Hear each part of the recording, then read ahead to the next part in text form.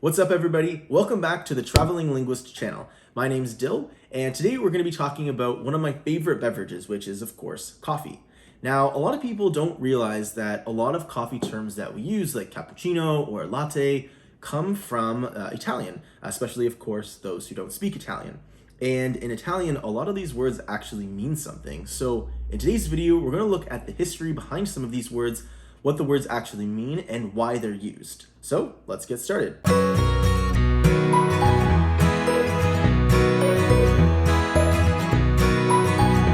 Let's first start off by talking about some of the more common types of coffee that you might encounter elsewhere outside of Italy. And then towards the end of the video, I'm going to share some of my favorites that are a little bit less common to encounter outside of Italy, but are still really interesting and definitely ones that you should try, especially if you have the capacity to make them at home. So without further ado, let's get started. The first up is, of course, espresso, which, by the way, you have to clarify, is not expresso, it's espresso with an S. It's common for people to use expresso instead of espresso, especially in English. However, the correct term in Italian is espresso. If you wanted to learn more about why people do say espresso instead of espresso, check out this video here. Espresso comes from the Italian verb esprimere, which means to push or press out. So because espresso is used with a particular espresso machine with the coffee maker, it presses water into the coffee beans and the water is then pressed out through the machine. And that's why we call it espresso, pressed out, the past form of esprimere. Up next is the coffee macchiato. Macchiato, the word comes from the verb macchiare, which means to stain. The reason for this is because how you make a macchiato traditionally is you have one shot of espresso and then you have a little dollop of foam on the top. So you're literally staining the coffee with like just a little bit of milk. So that's why in Italian it's called a macchiato. This is a little bit different from a popular coffee brand that I'm not going to name that often serves a much larger macchiato in a much larger cup, often chilled, which is completely different than what you would find in Italy or at maybe some other cafes when you order a macchiato, which is usually a small drink, a little bit larger than an espresso. The next one is probably pretty obvious to most English speakers, and that is the Americano. Americano, of course, means American. But why? Why is this particular drink called American? Well, the legend goes that apparently American soldiers, when they were in Italy during the Second World War, which of course North Americans tend to have historically drank different type of coffee, mostly filtered coffee, would want the type of coffee that they were used to. So they would ask for an espresso and then ask for, I believe it was about like 6 ounces of hot water to add to the espresso to dilute it so that it wasn't as strong and more similar to coffee that they were used to drinking in North America. That caught on and became popular throughout Italy, and it became a standard now in most Italian cafes. Up next is a cafe latte. Now this one throws off a lot of people, especially those who are visiting Italy for the first time. Often in English, we won't say cafe latte, we'll just say a latte. So people will go to Italy, ask for a latte. However, in Italian, latte means just milk. So people are often very confused when the bartenders or the baristas will hand them a cup of milk when they ask for a latte. So the full term that you should use in Italy, of course, would be caffè latte, which is essentially like a cappuccino, but it just has more milk, of course, than would a cappuccino, a little bit less foam. Caffè latte comes from the name of milk because it is such a heavy milk drink. Up next, we have the Mocha. The Mocha comes from the city of Mocha in Yemen, which apparently was one of the biggest centers for the coffee trade way back in the day. But a Mocha, of course, has a little bit of chocolate in it. I'm not sure why specifically that term was used to apply to a Mocha coffee, but that's where the name comes from, and it doesn't have any particular name in English or Italian. Up next is Cappuccino, which I think has a super cute... Oh, what is that? Oh, it's a subscribe button. Make sure that you subscribe to this video, like this video. It really helps me out. It helps me to both grow my audience and grow the channel so that I can create more videos like this one. I really appreciate it. But seriously now, up next we have Cappuccino, which, as I promised, is a super cute story.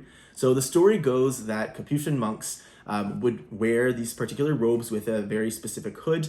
I guess they were a type of Franciscan priest, part of the Franciscan order of priests, so Christian. And they were known for making a coffee drink that was heavier in milk than a normal espresso. And because of the color of the hood and the color of the drink matched, the Capuchin part became associated with the particular beverage.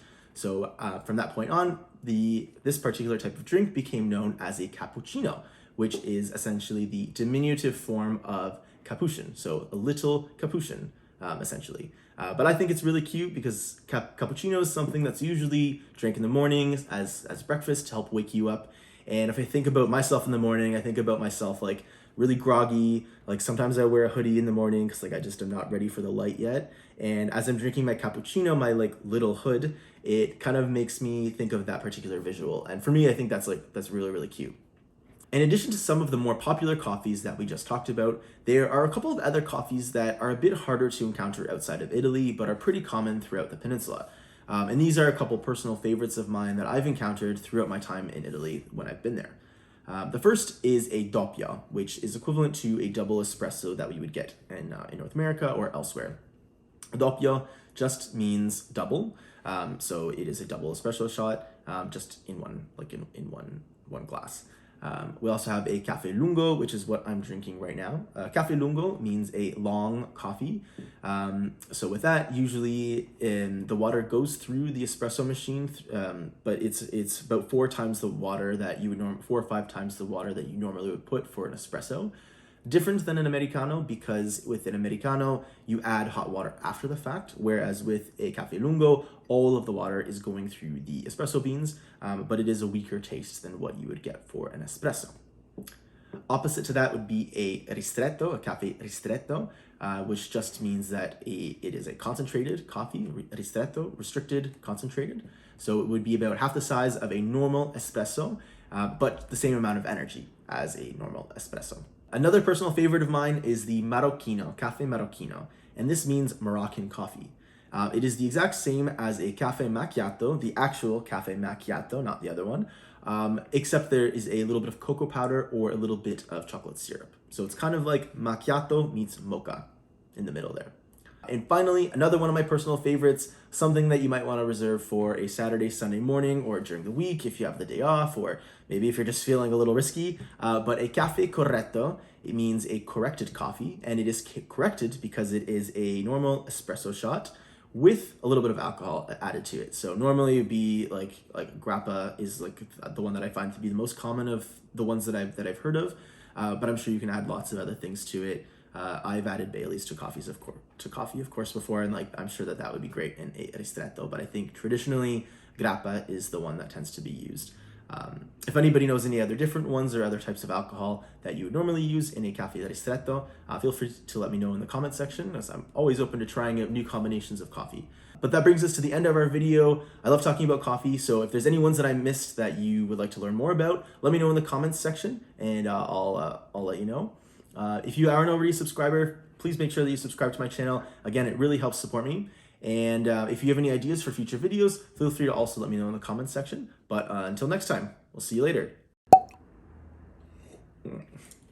Oh, that's too hot. Subscribe to my channel to learn more about the world's languages.